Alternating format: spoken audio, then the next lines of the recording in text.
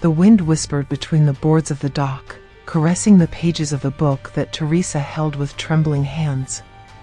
The sun was beginning to set, tinting the sky with shades of orange and purple, when suddenly, something cold and metallic brushed against her shoulder. A sharp buzzing filled the air, and she turned abruptly, her heart pounding. It was a drone, controlled by Caleb, her friend, who appeared with a mocking smile. "Caleb, don't do that," shouted Teresa, irritated but also relieved to see him. However, her mind quickly filled with worry. "How is Jessica?" he asked, referring to his girlfriend, who was resting in a nearby cabin, feeling unwell. Caleb just shrugged, and Teresa, with a knot in her stomach, decided to go keep her company.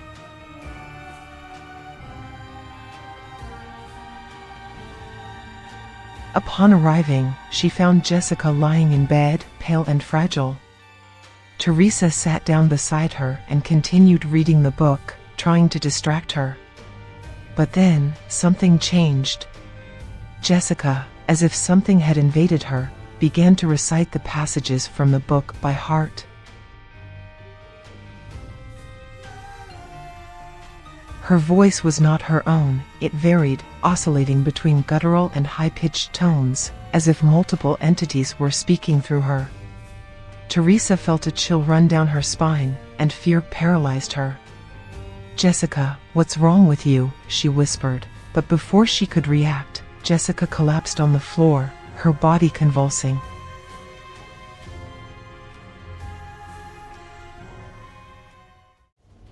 Teresa, terrified but determined, approached her cousin.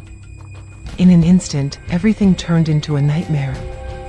Jessica, with empty eyes and a grotesque smile, grabbed her by the neck with superhuman strength. Teresa screamed, but there was no mercy. With her other hand, Jessica violently tore off her scalp, leaving a trail of blood and horror.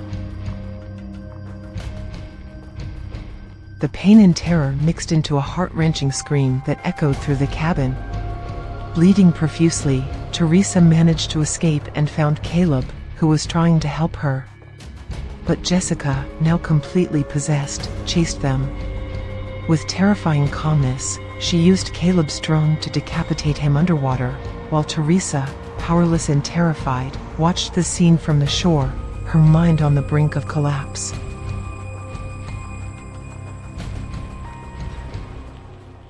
A day earlier, elsewhere, Beth, a sound technician, discovered she was pregnant. She needed support, someone to trust, and decided to visit her sister Ellie, whom she hadn't seen in over 2 months. What she didn't know was that Ellie was immersed in her own hell, abandoned by her husband, taking care of her 3 children, Danny, Bridget, and little Cassie, and about to lose her home due to the demolition of the building where they lived. While the teenagers were returning home with pizzas, and the sisters were trying to reconnect, an earthquake shook the ground. Danny, curious and reckless, discovered a hole in the garage that led to an old bank safety deposit box. Inside, he found a dust-covered book and 3 vinyl records. Despite Bridget's warnings, Danny took the book to his room and began to read it.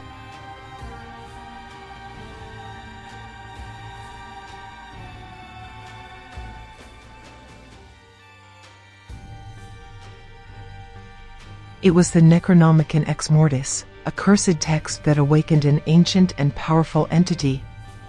The records began to play, and Danny, caught in a trance, couldn't stop them. The music was hypnotic, but also terrifying, as if something were crawling up from the depths of hell. The entity entered the building, and Ellie, trapped in the elevator, was the first to fall.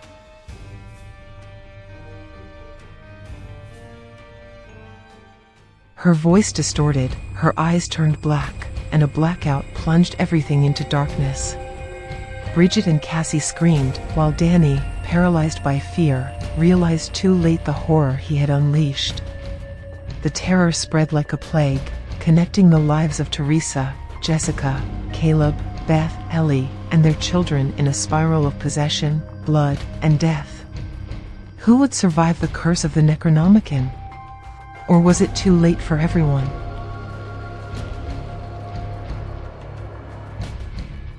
The atmosphere in the house became heavy, as if the very air were contaminated by something evil. Ellie, the mother, entered the house with a vacant expression, her movements erratic, almost mechanical. She began to walk in fits and starts, as if her legs didn't belong to her, and headed to the kitchen. There, she cracked eggs into the pan, but not just the contents, the shells also fell into the boiling oil, creaking and sputtering grotesquely. Beth and the children watched her, paralyzed by fear.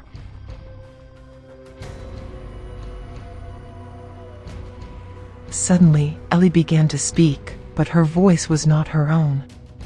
It was deep, guttural, and interrupted by hysterical laughter that echoed from the depths of hell. Then, his body twisted violently, as if something were trying to escape from within him. With a guttural sound, he vomited copiously, a thick black liquid that smelled of rot. Finally, she collapsed on the ground, motionless. Beth ran towards her, but Ellie seemed dead. With the help of 2 neighbors, Gabriel and Mr. Fonda, they carried her to bed, waiting for the paramedics to arrive. The building was isolated, and the feeling of hopelessness grew with each passing minute. But Ellie was not dead. Suddenly, she woke up, feverish and agitated.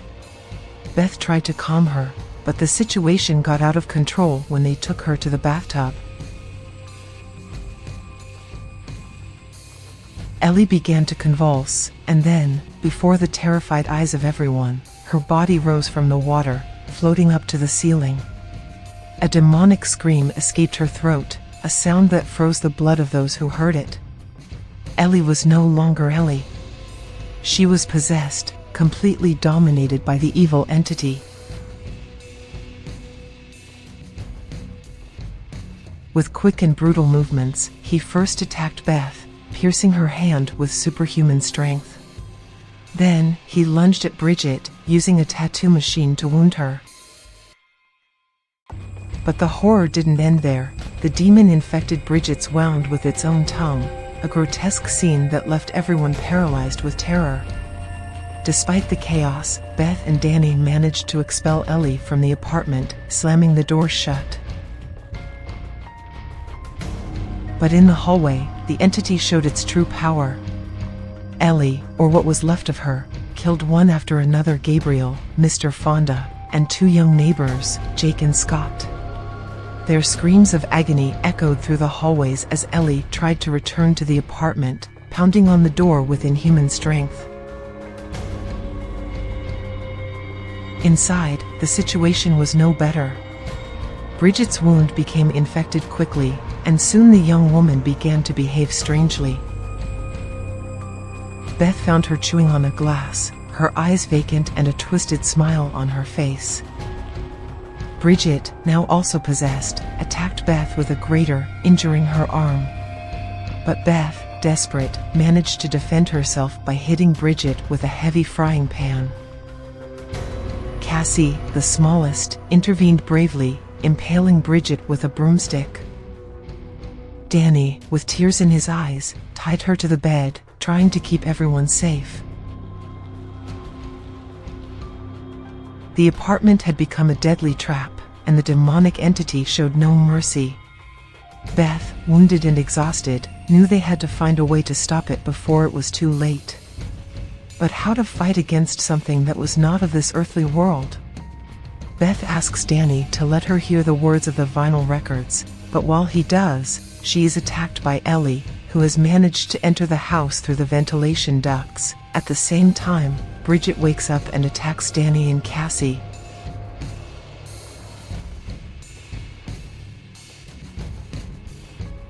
The boy is mortally wounded, but he manages to set Bridget on fire, taking her out of the fight.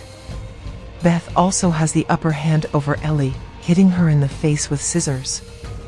The 2 survivors try to escape through the elevator, while not only Ellie, Bridget, and Danny, also already possessed, wake up, but also all the previously murdered neighbors. The elevator quickly fills with blood, risking them drowning, while outside Ellie, Bridget, and Danny merge into a single humanoid arachniform creature that chases them.